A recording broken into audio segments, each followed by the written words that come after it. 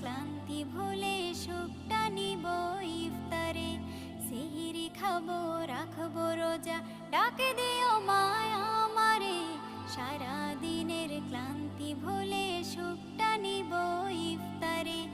একটি বছর পরে এলো পবিত্র রমজান, আকাশে বাতাসে চাঁদ সিতারায় বইছে খুশির বান।